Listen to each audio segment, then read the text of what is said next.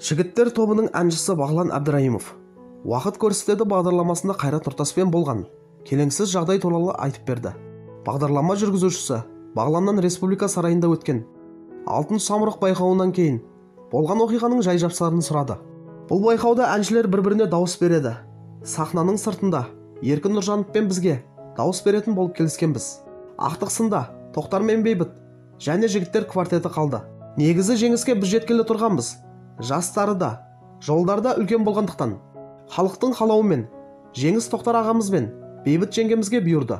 Кейін сыртқа шығып, Еркінге неліктен уәдесінде тұрмағанын сұрадым. Жанымызда бірнеше әнші тұрған.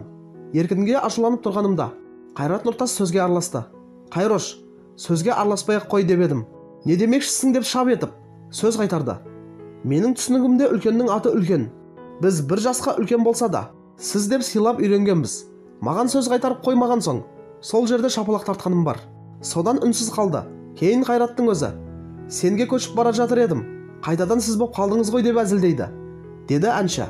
Өнер иесі өзінің бұл әрекетін балалық деп түсіндірді. Ол кезде ол да бала, мен де бала. Ара қатынасымыз бұзылмады. Бәріміз жігітпіз. Кім-кімнен шапалақ жемей жатыр. Мен де 7-8 рет ұйықтап тұрғанымда, қан-қан болып арықта жатқанымды ұялмай айтып отырмын ғой, дейді Бағлан ағынан жарылып.